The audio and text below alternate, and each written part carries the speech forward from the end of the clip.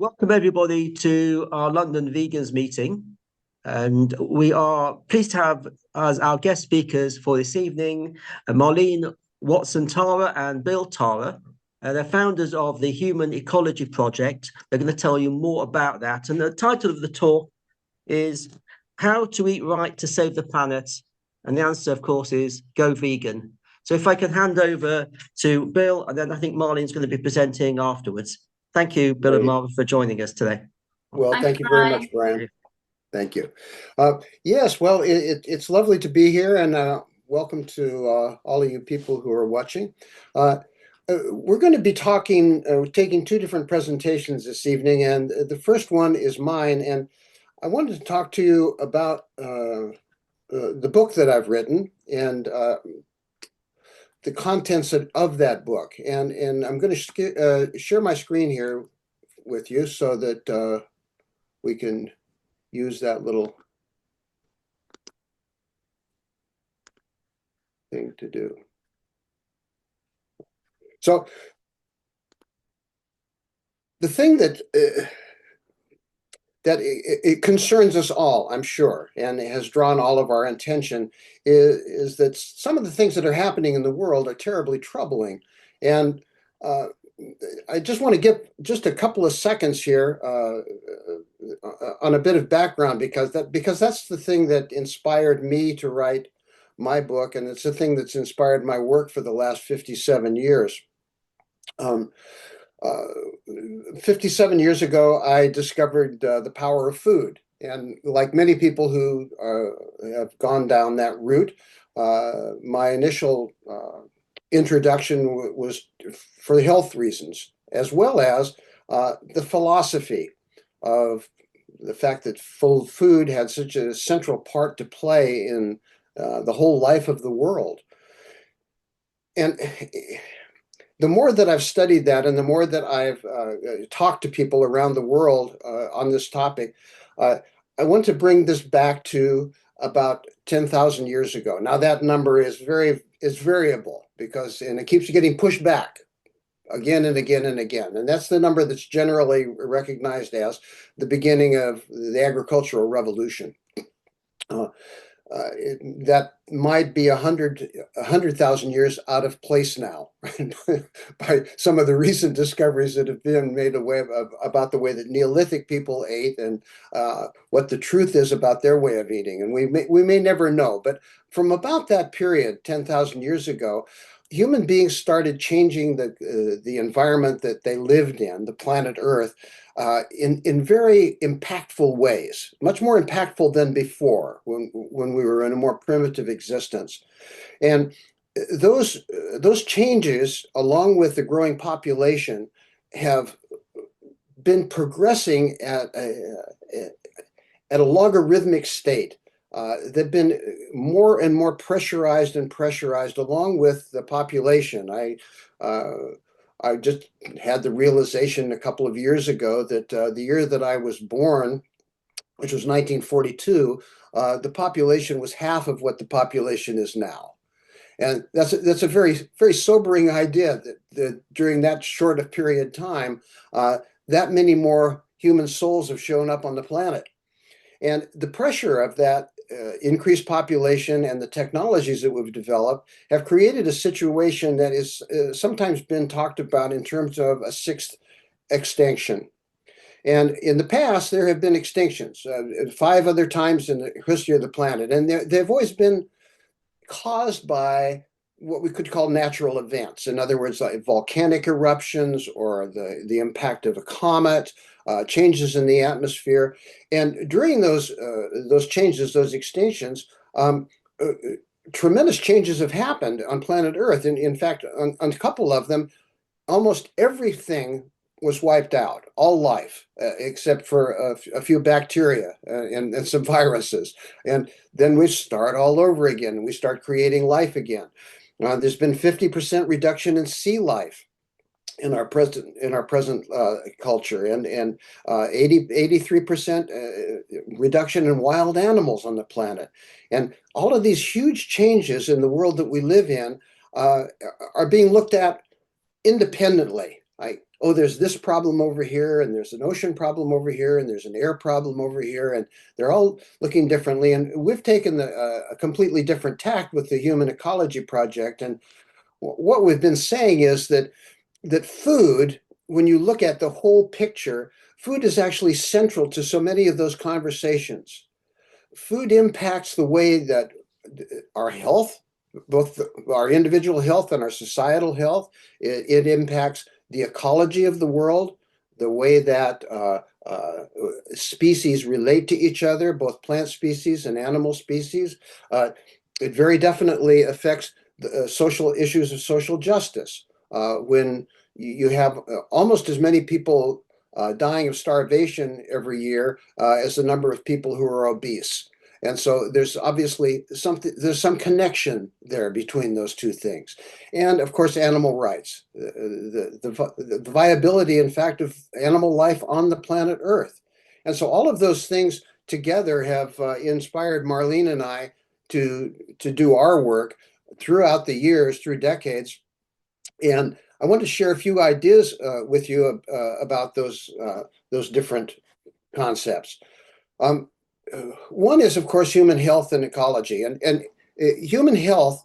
When surveys are done as to why people become vegan, why people stop eating animal food, the number one reason has been up to now health reasons.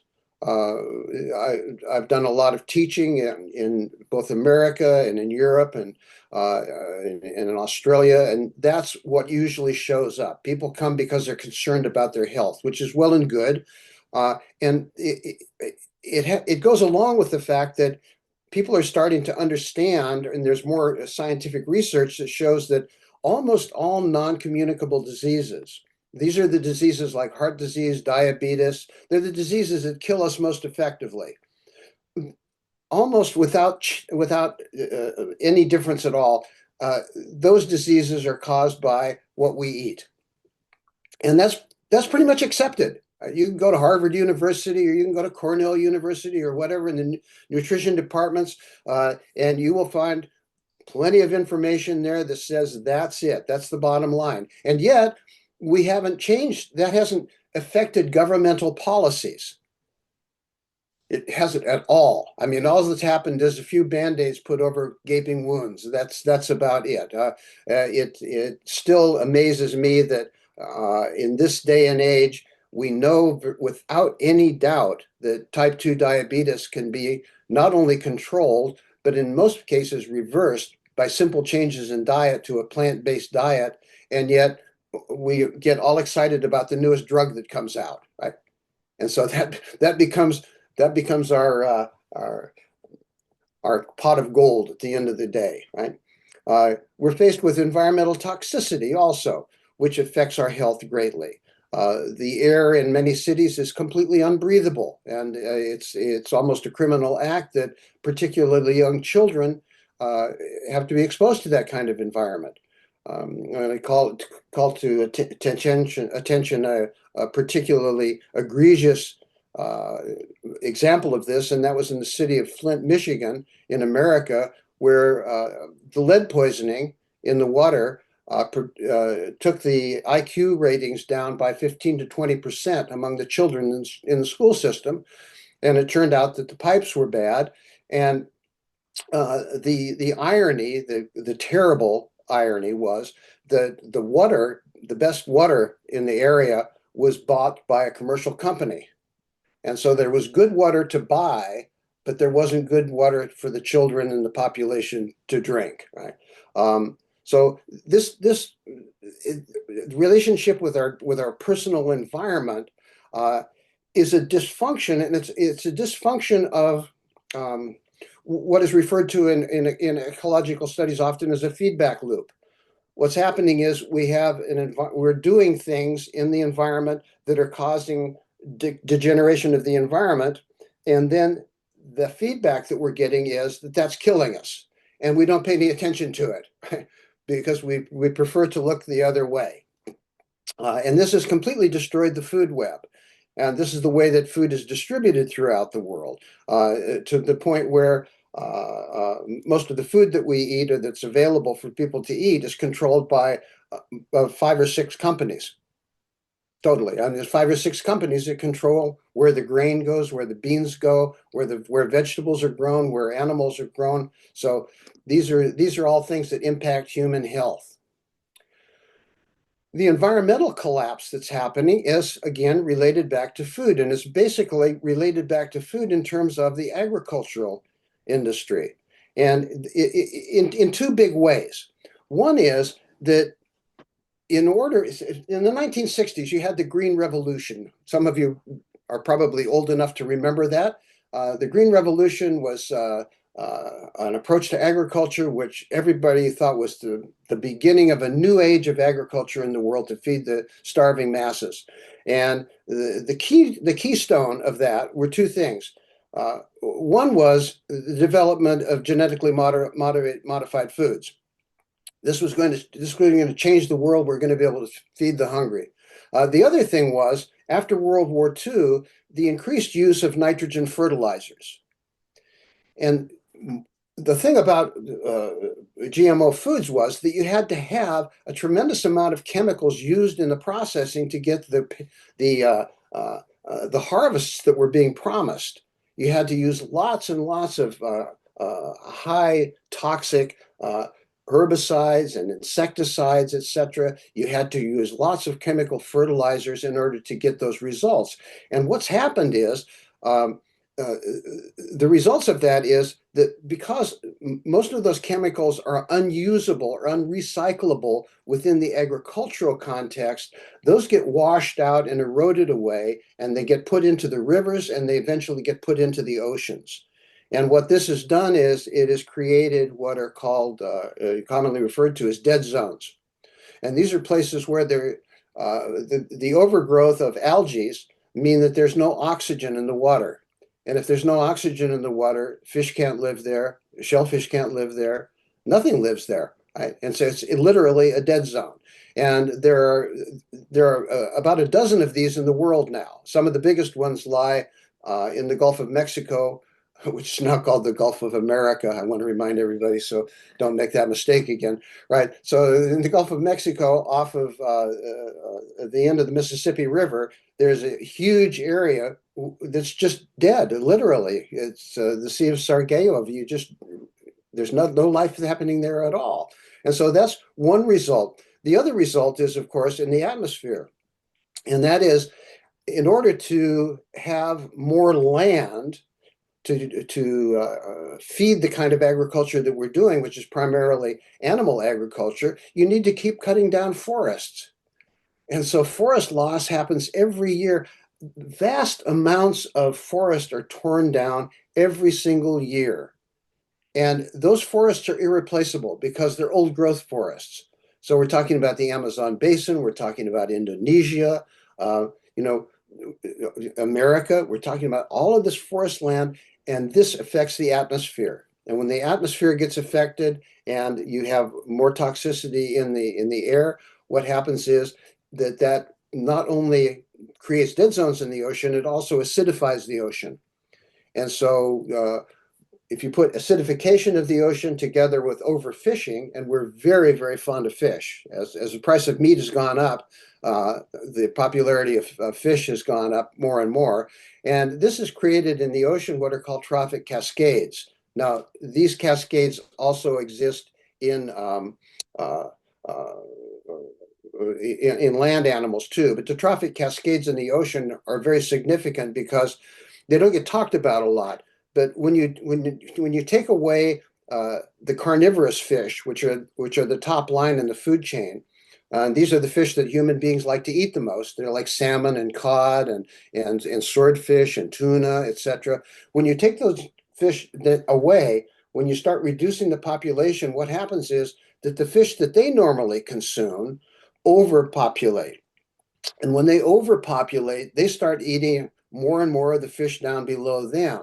And this cascade happens down to the level so that you don't have fish available who protect those creatures in the ocean that create photosynthesis. And anywhere from a third to a half of all the oxygen in the planet comes from the ocean, and it comes through the photosynthesis that's involved in these small aquatic plants. And so you get species lost, and the fact that we like so much fish, there you go with we're breathless. We're breathless. The next issue that's there is sentient life. Of course, most of you would not be vegan if you did not have a huge amount of compassion for the animal world. Right? And what has happened is we have we have molded nutritional theory around a number of narratives. And one of the narratives that we've molded it around is the protein theory, which is a completely erroneous approach to nutrition.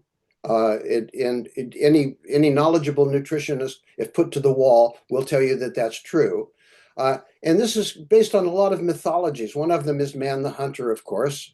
And meat is associated with manliness and cleverness and canniness. And so if you want to be a real man, you eat meat. And from my experience working in the health field, I can tell you that there's no person that's more difficult to convince to become a vegan than a man who's grown up in that culture. And most men have.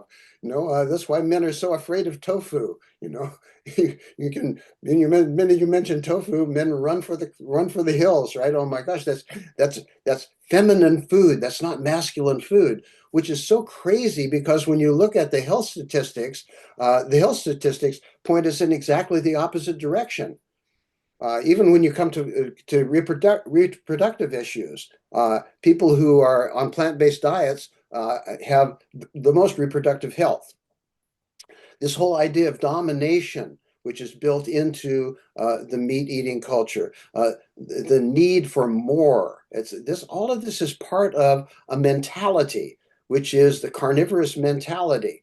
And the bottom line is that anytime you create a value system which is based on the exploitation of others, it is bound to fail. And what we've created is a system of living which is completely dependent on our domination of other species. So it's not only other people that we want to dominate. And when I say we, I'm usually talking about the classes that are the war classes, right? But it's also our domination of the animal kingdom. And our friend Gary Francione points out very well, oftentimes, that this is an approach to nature where you're saying everything is a product. So an animal can't be protected because an animal is product. An animal is owned by somebody. And if you own something, if you own an animal, be it a dog, a cat, or a cow, or a pig, it's your property. You can do with it as you wish, right? So within the law, we've created a kind of a double-edged sword here, where we're not being effective in dealing with some of the problems that we have. And I mean, look at what's happening in the world right now. I mean, you have somebody like Donald Trump who's negotiating a peace treaty based on the amount of money that can be taken out of the country, right? So this is where you're putting a material value on something like peace, right? How much is the peace going to cost in terms of dollars and cents, right? So sentient beings. And then social justice. The basis of the word economics and ecology are very interesting. Economics means the way you use resources. The Greek, if you break it down, economics, and ecology is how you take care of your home. So it has to do with the economy and care for your home. And this is why we call it the Human Ecology Project, because we have to start looking at the world in a different way. We have to start looking at the world in a way that is compassionate and where we are part of the world, that acknowledges we're part of the world and not someone outside the natural world looking at it, right? So when we look at the economy, the food economy, for instance, we notice that there's a lot of slavery in the food economy still. We think that slavery is a thing of the past. It's not. Food slavery exists all over the world and in every world market. So what's the goal here? The goal, first of all, has to be to produce uncontaminated food. And that, of course, there are two things that are important there. One of them is lobbying for those things politically, but the other is that we just have to start demanding it. So if economy is a very strong tool for consumers. We should be demanding organically grown food. We should be demanding food that's uncontaminated with chemicals.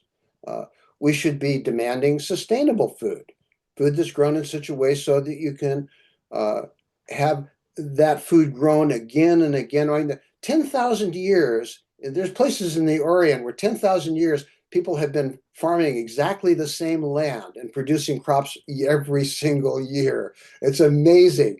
This can be done. It's not a pipe dream. Food justice. We have to look at the distribution system of food. Many of you have probably already discovered this, but eating a natural foods, vegan diet is one of the cheapest way of eating that you can have. It's amazingly inexpensive. I mean, if you break it down, beans and grains and vegetables are very cheap. We just have to learn how to use them. It means getting people back in the kitchen. I probably overlap with Marlene here a little bit, but you know, it's a very important thing. And then having compassion for the world that we live in. We, by any objective assessment, we live in paradise. You know, the planet that we live on exists in a zone in the solar system that a little bit one way or the other, and nobody could live here. Just a tiny little bit in terms of the solar dimensions, right? The world that we live in, nobody could live here if we just didn't happen to have a metal core, a molten metal core. Nobody could live here, right? If we didn't have plants that produced oxygen, right? Nobody could live here. Everything that we do is dependent on nature, absolutely and positively and very directly. And our culture has somehow forgotten that message. And so it's up to those of us that know that and that have seen that in our daily life that we'd have to lead by example. And we lead by example by proudly doing the things that we know are good for ourselves and good for the planet, and telling people that and not trying to hide it, but to take that out into the world just by living our life and being happy and being healthy with it. So with that, I'm going to take a cut and hand over to my lovely wife, Marlene. And I'm sorry to have a drink of water. Thank you.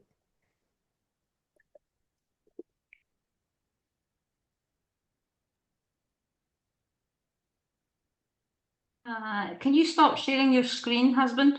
I did. Oh, you did? Okay. Sorry You were paying attention.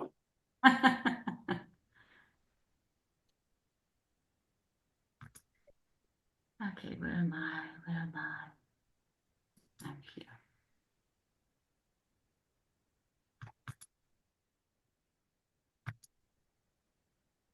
Okay. Can you see my screen okay? Can you see my screen? Oh. Yes. I can see it fine. Okay, I can hear you now. For some reason, I went on mute. I have no idea. Okay. You know, I have to just say thank you, Brian, for having Bill and I. We are so hugely excited every time we teach and present and we do so many different things. But I just we worked together for decades doing things. And the last book that Bill wrote, How to Eat Right and Save the Planet, was his question. And that's why I wrote Go Vegan, which I feel is the answer, as we all do on here. And I've just put these some slides up that I want to share with you about our work in terms of what we've done for, as Bill said, he's been teaching 57 years, I've been teaching 43 years. So we combine the passion of what we do, and that's what drives us every single day. I know most of you, or all of you, probably know Colin Campbell, who is one of the most beautiful souls on the planet. And he's kind of like my dad, you know, we've been friends for many, many decades. He's on our advisory board.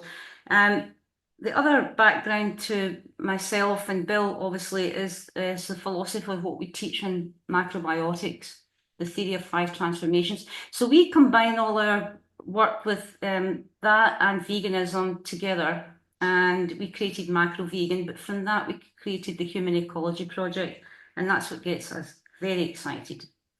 So if any of you have my book, you'll see that I write it with more than just a cookbook. I go into nutritional science, I go into ancient wisdom, I go into the whole understanding of the environment and what happens with food. So there's a lot of things you can download from our websites to read and learn more about this. But it's just that, you know, when you put the whole thing together and make it interesting, exciting for people, Bill already showed you that slide there. What makes me jump out of bed in the morning is the animals, right? I mean, I will, until I take my last breath, it's who I am, it's who I've been for decades. And I'm very, you know, passionate about what I do. We bring people to the table all the time, which I'll talk to you about as we go through these slides. But the most important thing we teach our students is never be afraid to speak your truth, you know, because otherwise you're not living from your soul. And when you do your soul work, it's the most beautiful way to live, right? So when we look at what food is, you know, what is food? Well, you know, horses eat what horses eat. Chipmunks eat what chipmunks eat, right? We all have a food that's related to our species. And, you know, I just wanted to share the fact that protein, as Bill said, is the biggest mythology. I mean, the word itself is an old Greek word, proteis, which means strength of mind and spirit, strength of mind and body. And when you look at the people that are vegan around the world, they should be falling apart at the seams if they weren't eating animal protein. So we share a lot of information, and you can download free workbooks from our website as well on that. Obviously, I can't go into, you know, teaching this in detail because it's only a very short slot that we have. Bill's already kind of covered what we do with our environment, and within our environment, how do we create harmony? And we say day in and day out, how can we have a healthy world with so many sick people? It's impossible. So the most important thing for us when we're teaching is to help people regain their health, waking them up to the fact that we are our life partner, nobody else, much as I love Bill, but my body is my life partner and I have to take of me. So self-care is very important, and people don't really take care of their own health. And when you take care of your own health, you can then look out and take care of the environment. That's how I see it, from the outside, from the inside out. So, you know, I can share these slides with you for you all later if you want to download them. Bill talked again about diversity, what's happening on the planet. I mean, it's so unbelievable, you know, the pollution, the deforestation, the species extinction, everything that's happening. And it's all about what we have at the end of our fork every single day. I go vegan. There's so many choices. Is it the healthy option? Help feed the world. Stop the death and suffering of the animals. Create a new normal. Why do you want to run blindly with the crowd? I mean, I don't know if everybody on this call is vegan. You may be, but if you're not, you know, I hope this message is helpful and makes you look at what we're sharing with you. You know, for me, it's the only way to live, the only way to save the world, if you like, you know. One of our friends, Silas, Dr. Roy, who may be familiar to you, he's one of our advisory board members. He does amazing work on the climate healers, if you haven't come across him. We've kept up our beloved friend John McDougall. I'm so sad that he passed a few months ago, but his spirit lives on, and he was one of the most incredible pioneers of what we teach. And one of my favorite people on the planet. I mean, Albert Einstein said way back in the 50s, about vegetarian diets, that was the way the world had to move. Well, for me, the evolution is here. It's not vegetarian, it's vegan. So that's another thing that, makes people waking up and think.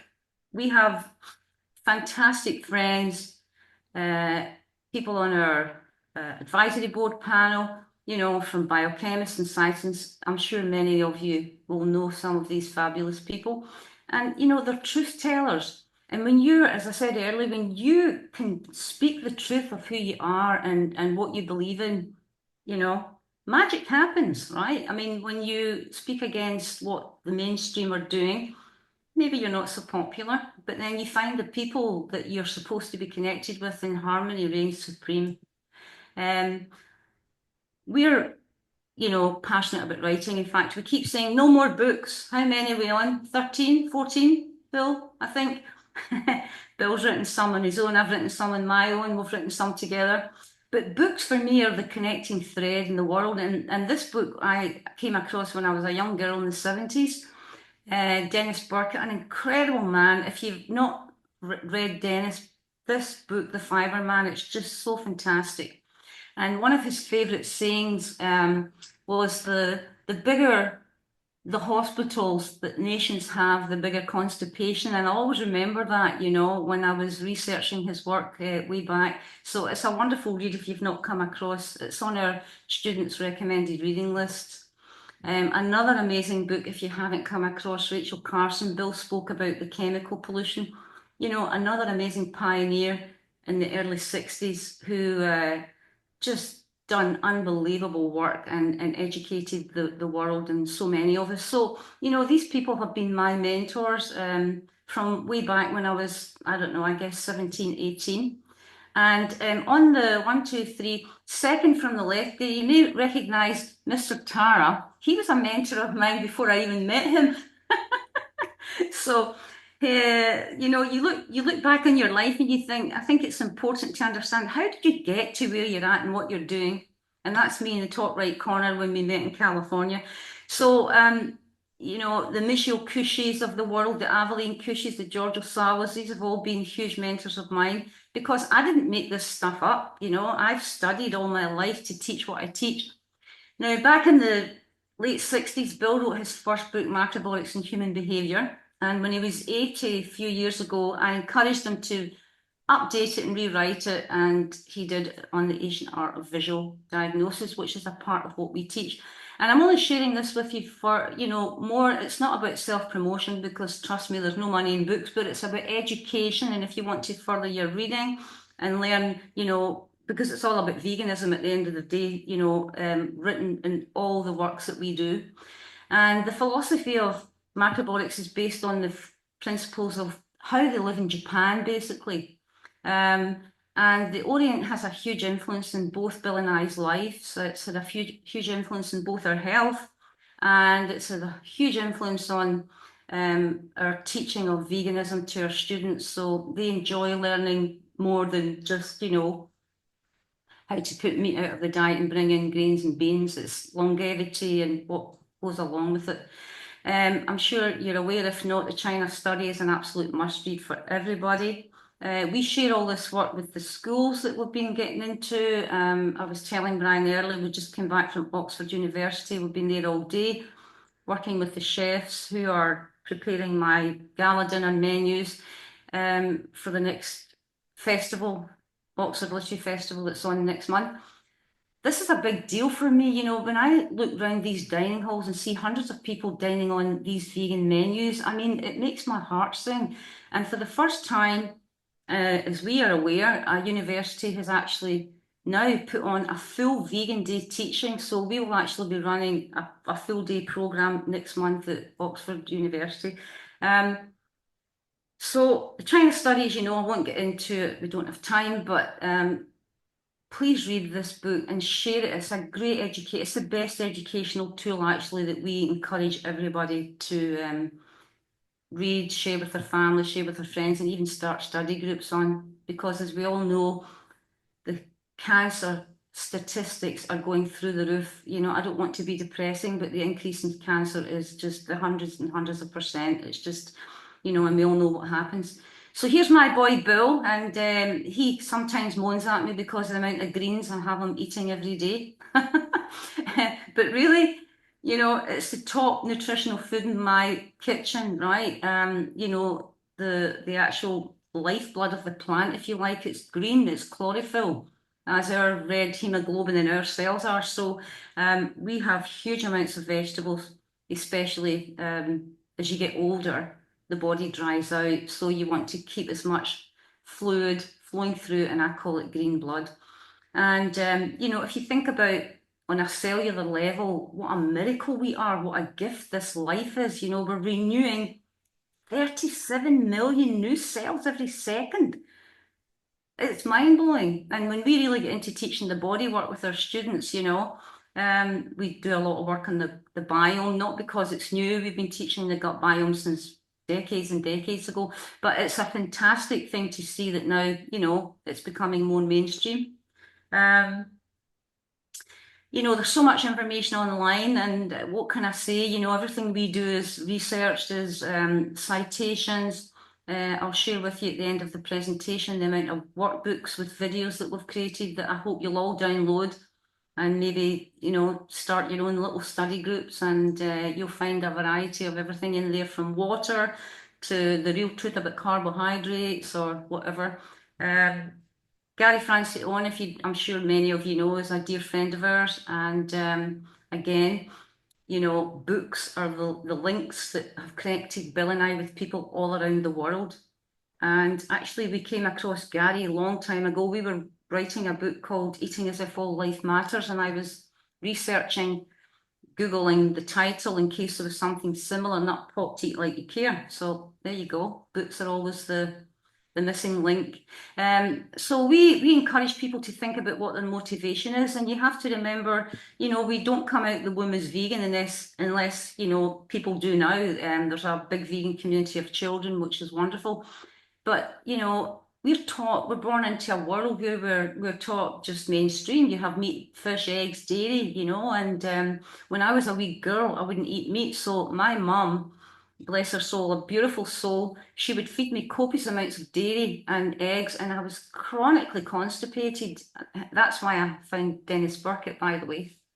And my appendix burst when I was a young teenager, and I nearly died with peritonitis. I had my gallbladder removed when I was 17 with gallstones building up from the dairy food. And then I had my tonsils and adenoids removed. So there's 4 missing parts of my immune system when I was a child. Now I'm 68, so in 2 years I'll be 70. I have the same energy as I did when I was 20, 30, 40, 50, 60. I'll be the same when I'm 70, 80, 90, God bless, 100, who knows? Because everything I eat every day is either creating health or disease, as we all know. So for me, I want to give this information to everybody else that suffers with ill health. And not only that, you know, you save the animals, you're contributing to environmental health, you become a part of an incredible family in the world, and it's the future, it's the only way. So when people have loads of objections, I ask them to think about what their motivation is. Now, we have the best fun. I mean, we really do. When students come in our workshops and courses and classes, Bill and I are not professorial, beating you around the head. We're like, how can I help you? You know, what can I do to make it easier for you? You know, let me show you how to do this. And the positives are up there. There's no negatives. It's a win-win-win situation. And then I have everybody singing, you know, food makes the blood makes the cells makes the tissue makes the organs or the body. And here we are every day. So that's my little mantra that I share around the world in many different languages as well. We lived in Portugal for many years. We had a home there, and I used to grow all our own vegetables. Sadly, we lost the property in the 2008 crash, but that's another story. And we've lived in 7 countries. We've moved 19 times to teach in different areas and different universities and things. But I just want to say, if you don't have a garden or if you don't even have a window box, you know, you can just do your best and sprout in the house, you know.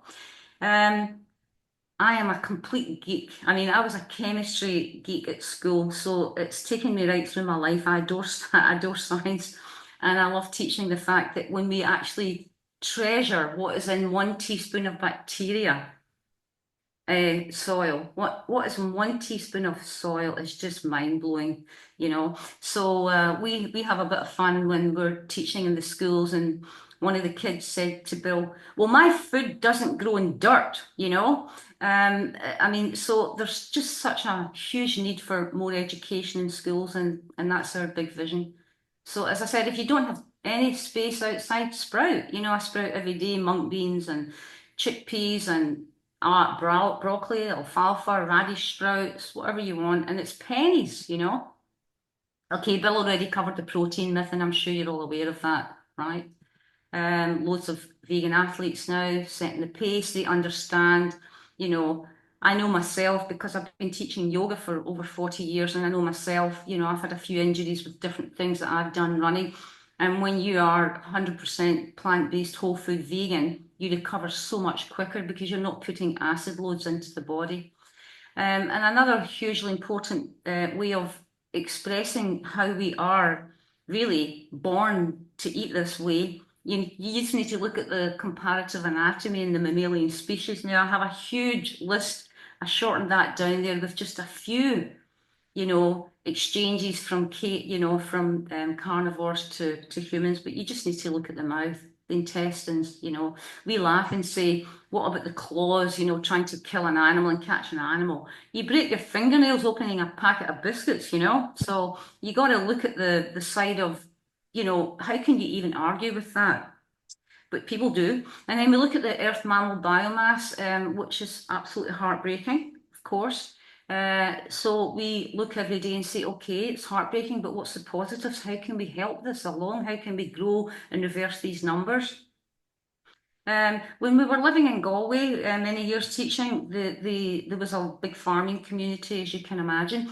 And these farmers, they came to one of our workshops, the Ultimate Health Experience. They all had, you know, health problems, hemochromatosis, fatty liver disease. You know, Bill and I do a lot of health counselling through our macrobiotic nutrition.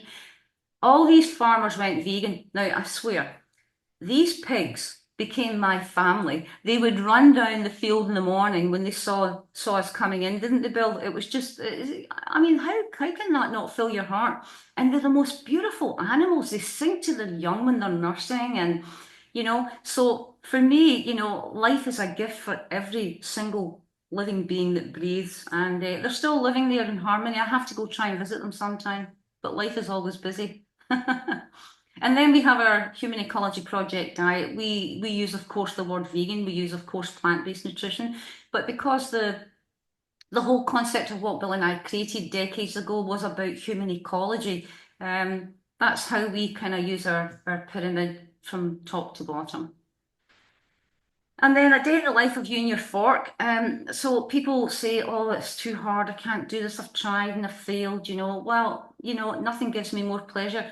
If I had time, I would go and stir the pot for every single person in the world, because when people, and I say this not out of adoration for myself, but when people taste my food, they say the world would go vegan, because, you know, no disrespect to what you can buy in supermarkets or whatever, but it's night and day from what you cook. And you know, I train a lot of chefs for royal families, for business leaders, for corporates, but also at the other end of the scale, I create recipes and work with Action Against Hunger, and I can put something in a pot for £1, they wouldn't believe it, right? I mean, I can show you the recipes that I've made for £1 a day. I actually did something for them living in £5. So yes, I can dress it up like we're doing for the gala dinners at Oxford, and it's all beautifully, you know, presented, 5 Michelin star plates. But, you know, Bill and I eat very simple. We have rice and beans and vegetables and seeds and nuts and every day, and we have incredible health and vitality. So I love to veganise family favourites and help them to develop skills that are easy for them. Just keep me on the time, Brian, because I can talk forever, you know. So if I see you going, you know, I'll know to stop. Yeah, okay, another 5 or so minutes, 5, 10 minutes. Okay, great. So developing easy skills is a very, very important one, and you got to learn to cook. That is the bottom line. Everybody has to learn to cook, you know. I mean, health and healing starts in your own kitchen. We run a program called 4 Weeks to Vegan that can make it easy for people to transform, so they learn boom, boom, boom, boom. This was the cooking school we used to have in Scotland way back before we started moving. It's a fantastic way, and it's a great way for people to make new friends. And then they become a lighthouse to the world, and they teach other people. And as you know already, we've gone through all this. Bill had spoken about all these points earlier.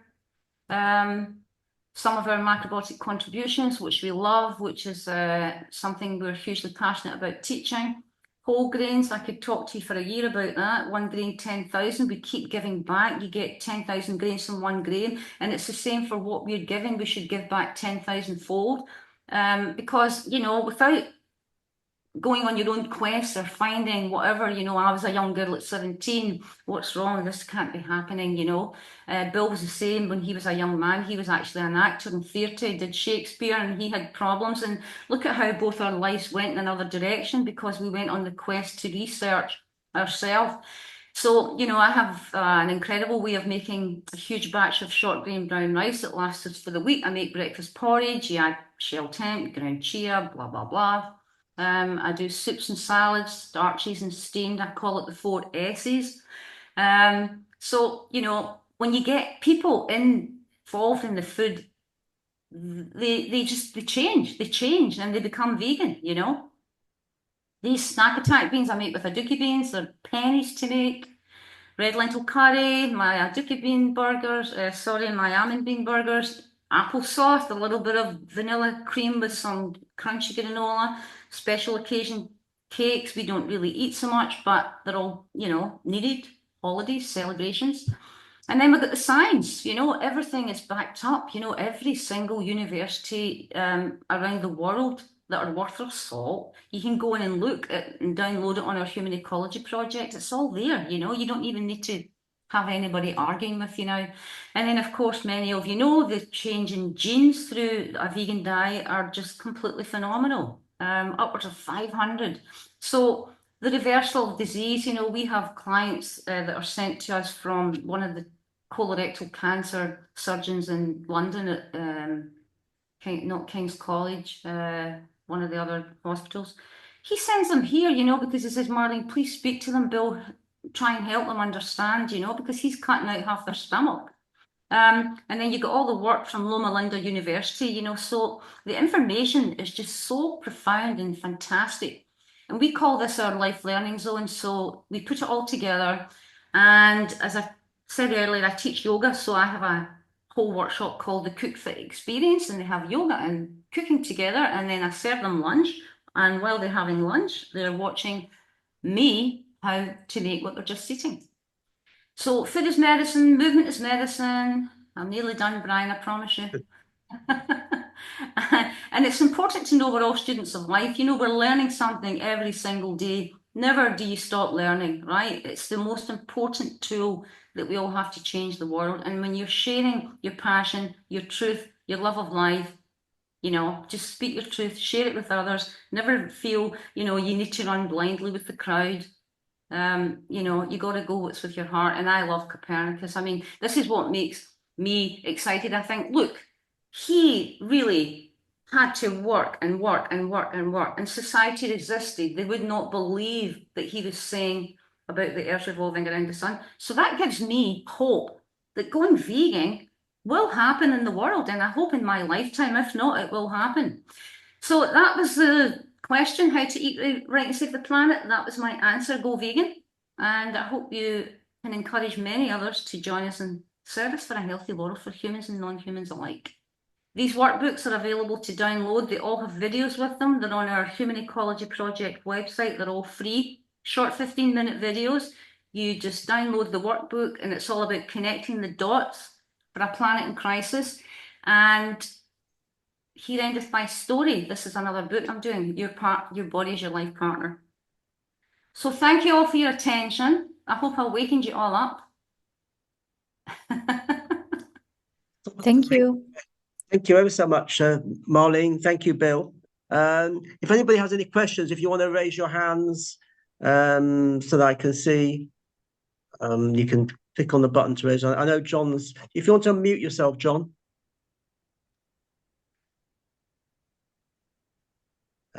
Unmute. No, I can't hear you, John. You have to unmute. There you are. Did it get that time? Yeah. Yes. Yeah. Great. Super. Yeah. Thank you both. Very much enjoyed it. Something that Bill said, which I've been vegan for 36 years. I've never come across before.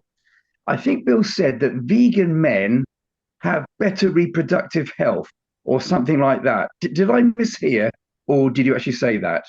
No, there's Dr. Neil Barnard has done some studies on that, and those studies are available on Physicians for Social Responsibility website in America. And he's been that's been one of his main topics for the last 35 years, because he does a lot of teaching in colleges. And so Dr. Barnard, when he was starting out and teaching in colleges, and he would have men in the audience, he said that was the best way to get men to listen to him. was to tell them they would have more potency, more. Right. So that was amusing and a good idea to approach that way. But is it actually true? Yeah, it is. And of course, there are many with any health problem. There are often a number of different reasons why a problem can happen, but there's no question about the fact that the circulation, this increase in circulation that happens with the vegan diet, and the general vitality and the loss of weight, which are all things that influence erectile dysfunction, are improved. Right. Okay. Thank you very much. Margaret just posted saying the Game Changers movie gets into about the issue of male issues. Those who haven't yet seen it with watching that. Any other questions?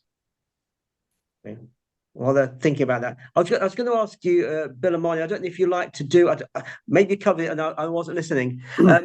Would you like to just distinguish between whole food plant-based diet and macrobiotic version of that? Do you want to say what your difference is? Yeah. Okay, Bill. Well, the macrobiotic diet became popular in the West in the 1950s. And it was a dietary approach that was created by a Japanese philosopher named George Oshawa. And it was a reflection of a traditional Japanese diet, what we called it a village diet, a diet that was practiced in Zen dojos in Japan.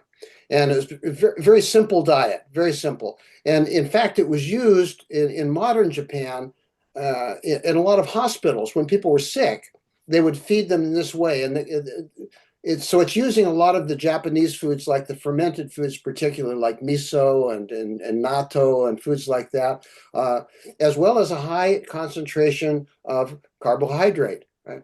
And that diet reflected also seasonal eating, right? So seasonal eating was a big influence there. Cooking properly.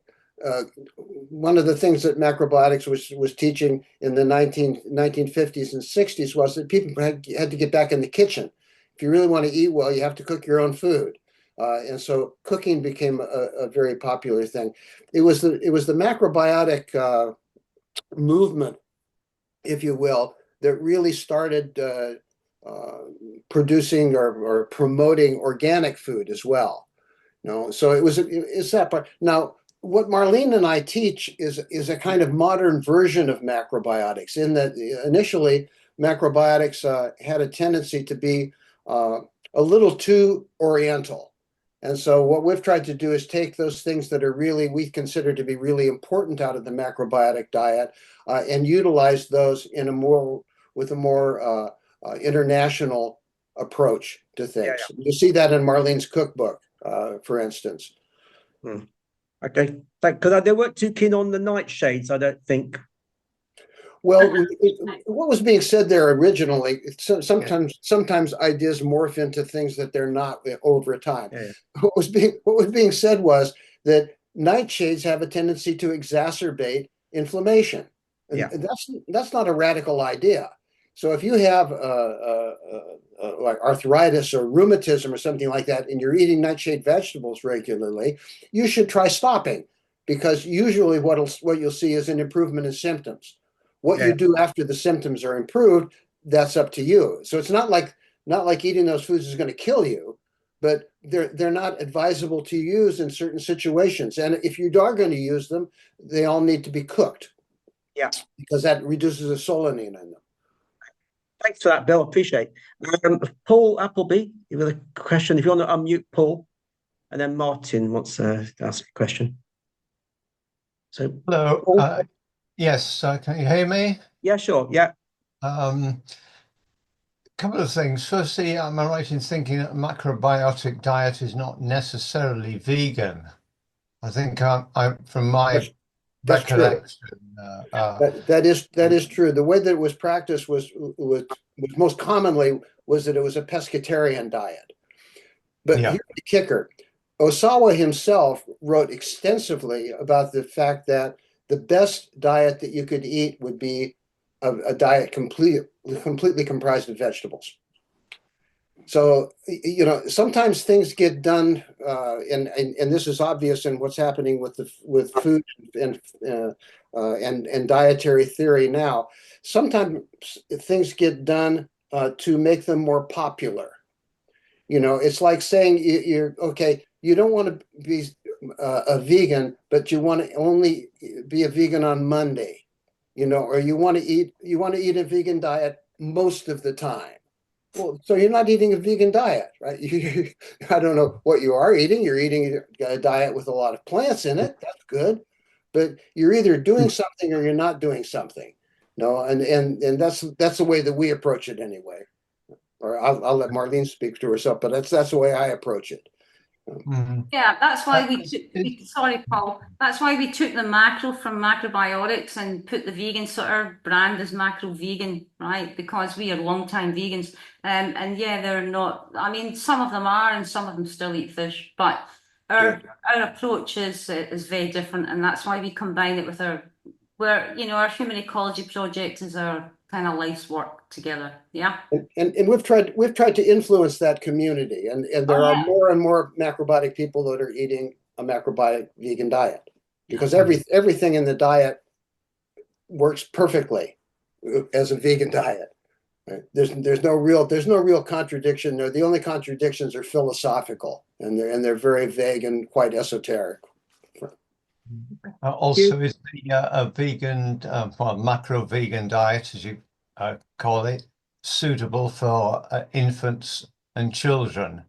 I'm thinking of the few sad cases where vegan children have not just failed to thrive, but actually suffered serious illness, even death, when they were brought up on a sort of usually seems to be when it's a macrobiotic vegan diet. Yeah, but then you have to ask yourself, what were they feeding the children? I mean, I'm sorry. In fact, we were talking about fertility earlier. I have worked with so many clients who could not conceive, and they work with me, and I work with beans and all sorts of stuff. And they have healthy children. They have incredible vegan healthy children. In fact, one of them just sent me a video the other day from Canada of her 2-year-old. She said she eats seaweed like a kid would eat Smarties. It's incredible, right? She has miso broth for breakfast. Of course, you make it much milder when it's a child. So yeah, there's stories about, well, somebody was a healthy vegan, they dropped dead with cancer, or somebody was a macrobiotic. What do people do? We don't know what people do in their own lives. But in terms of eating a completely balanced, vastly diverse diet like what we teach, incredible health. Incredible health. I want to address another thing that's there too. I mean, you read newspaper accounts that vegan children might be unhealthy or be sick. Macrobiotic children might be unhealthy and be sick. Nobody talks about the general population where disease rates among children are rising year after year after year with people eating the standard American diet or the standard British diet. So I'm not pointing to that as a way out. I'm saying that if you're going to take responsibility for your health, and to me, that's one of the things that's very important if you're going to eat a vegan diet or a macrobiotic diet or anything. If you're going to take responsibility for your health and particularly your children's health, then you have to really make sure that you're getting the diversity that's necessary to be healthy. And a lot of people, like there's a lot of vegans that eat a junk food diet. They'll eat anything as long as it doesn't have an animal in it. Well, that's not sensible. It's not sensible at all. You know, they're eating the highly processed vegan foods that are sold in Waitrose and all the different companies, you know, are trying to make a buck off of monetizing the word vegan. We have to be careful about that. And that's one of if you go on our website, there's a couple of the workbooks, which are one of them is what to eat, called What to Eat, and that's a real good place to start with our approach to it. Do you have to have a proper balance of foods there? You can't turn your back on nutrition. Yeah, the workbook, What to Eat, actually, Paul, that would be great to download. There's a short video of Bill and I on it, and I think the workbook, I mean, it is about 30 pages, but it's got everything in there and every grain, every bean, every seed, every nut, you know, and we teach in there the whole thing about the diversity of the importance of, you're covered, everything's covered in there. Yeah, it's a good one. And all of our workbooks, by the way, are annotated. So there's references in there that the studies that we use to write the book. Yeah. So, you know, they're all good. Really, download them. They're, of course, I would think so, but I think they're really quite good workbooks. In fact, it's interesting, Brian, if I can just share, for the first time ever, we one of the schools has actually booked, you know, we do it through our charity. We don't obviously charge for these things, but they booked a vegan parents' evening, which we find very exciting, very encouraging, the first school ever to do it. So we're doing that on the 12th of March, I think. Yeah. Yeah. Excellent. You know, Question.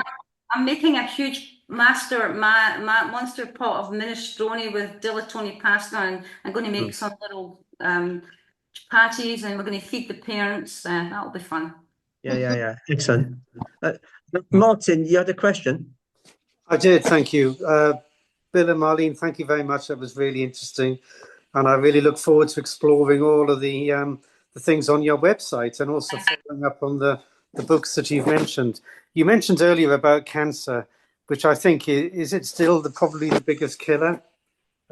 There's probably up there, isn't it? Still. Yeah. Heart disease still number one, but cancer. Heart disease number one. Yeah. But I think we have to just be careful, because I think if the incidence of cancer is still going up, we have to recognise that actually it's also partly because people are living longer. And I just wondered if there was any figures or research that you knew of about incidence of, you know, on a like-for-like basis between vegans and non-vegans in terms of the incidence. Yeah, I think it's too early days for that. I mean, really, there's only a significant vegan population in the last 35, 40 years. I mean, there's been vegans around for a long time, but there's only a significant population of them around to do actual in-depth studies. And studies cost a lot of money.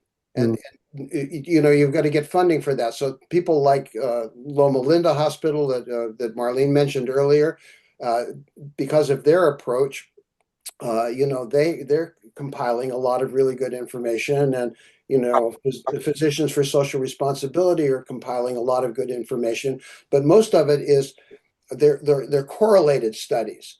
In other words, they're not studies that are really just simply looking at vegans. They're looking at general overall patterns and like epidemiological studies. Yeah. So I don't think you're going to get that. And another thing, if I can, and of course I can, is that with all of these statistics, particularly about cancer, it's very interesting because there's a gray zone here about longevity and people being kept alive and living a miserable life. To me, is not a success. So there are a lot of people. People are increasingly medicated in their life. In America, the average now, if you're over 65, 70 years old, if you're in that range, you're going to be taking at least 4 medications. And so what that's doing is it's skewing some of the longevity figures, right? And the World Health Organization uses what they call healthy life, the length of healthy life, and that puts a completely different feature on it. That means people are not only disease free, but they're working in their garden, they're cleaning their house, they're going out with the kids, so they're active people. And we have to collectively learn how to read the studies, because there's a lot of hanky panky going on here. Yeah. And what you're implying there, of course, Bill, is that modern medicine has developed this way in terms of keeping people alive and all the development of drugs. And Yeah. so, the approach to modern medicine is more like drug dealing, rather than through nutrition and living well. Absolutely. It goes back to the 1970s, Ivan Illich, Medical Nemesis, which is a book that I just bought again recently and started studying. And I thought, oh my God, there are people in the past, very recent past, I mean, the 1970s isn't the Middle Ages, but that were writing and really hitting the nail on the head, and not so much apology in the process. Yeah. Thank you. Thank you. John, you've got a question. Sorry. If I can just share with George, I'm sure Colin wouldn't mind me saying this, the China study. Have you read the China study? Yeah. I know of the China study, yes. Okay. Well, Colin was in front of huge billionaires doing presentations. He was needing to raise a huge amount of money for further research. And they loved presentation. And he shares with us, because we're like friends, family. They said, there's really no point in us moving forward with this, because where is the investment? I mean, can you imagine that? I mean, that is the truth, George. It nearly finished the man off. Where is the investment? Where would the return be? Because you're going to be saving people. So, I don't like to be negative about anything, but, Mamma mia, right? So every man for himself, your body's your life partner. We all have to learn and read and educate ourselves. That's where I come from every day. But you're not being negative, you're just being realistic, because it's not in the interest of the pharma companies to do anything other than to maximize shareholder return. There's no broccoli lobby. Yeah. I wish. John, very quick question. Keep it on point, please. Thank you. Yes, Marlene said something like, I can't remember exactly, but it's like, you think the world will go either vegan or virtually vegan. And I was wondering what the main motivating factor is, because Israel's 5%, the highest, UK is about 2%. Worldwide, I doubt it's even barely 1%. So what factor is going to come along that you think will make the world go vegan or nearly vegan? There's going to be huge food shortages, big time, right? Animal agriculture is like, we don't even need to want to go there about what's happening. We're running out of water. I mean, the water table freaks me out. When Bill and I do a lot of research for our work, as you can imagine, and we look at the water table and we think, what? So look at how much water it takes to raise 1 pound of beef, as opposed to how much water it takes to grow 10 kilos of grain or whatever. People are not going to go vegan for the animals. We know that. I mean, that's a fact. People are selfish more than, you would like to think. So what's in it for them? But there's going to becoming a point where people will not be able to actually afford to buy the animal produce, because it's going to get through the roof. The fact for me is the health issue of humans is becoming so chronic. I mean, You know, I really don't want to end on a negative note, but the world's going to go vegan because the food is going to collapse. The food industry is going to collapse. I mean, when we look at what's happening, you know, sometimes I say to Bill, no, I can't do any more research today. I feel it cut in my throat.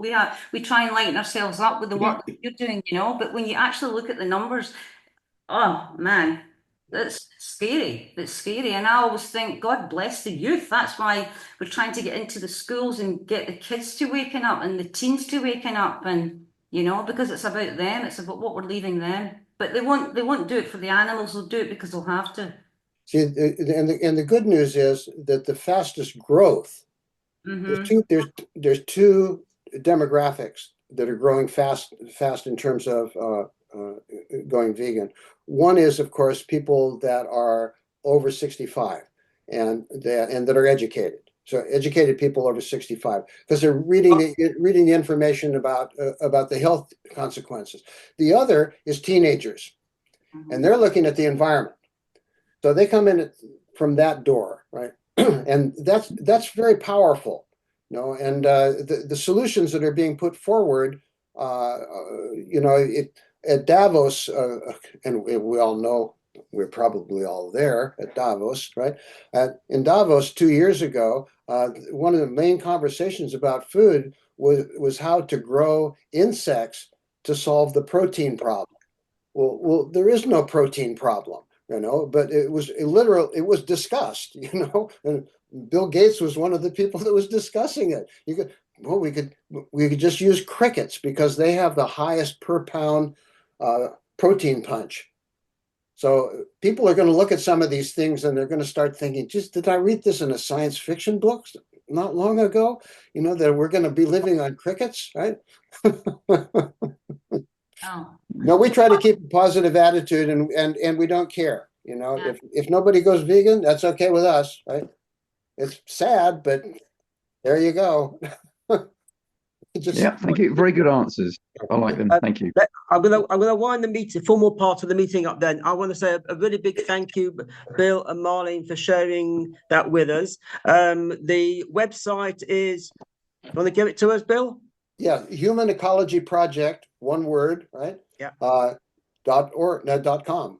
Okay. And I'll put it for those watching this on YouTube. It'll be in the information box below. Round of applause, if you wouldn't mind unmuting everybody, and give a round of applause for Bill and Marlene. Thank you for joining us and taking time out. I know you had a really busy day today, so I really do appreciate you joining us this evening. Very much. And I'm going to just sort of close down the formal part of the meeting now. And thank you all, by the way, for attending. Thank you. Thank you. Thank you so much, Marlene. Thank you, everybody. Bye. Thank you. Thank you. Bye. Thank you.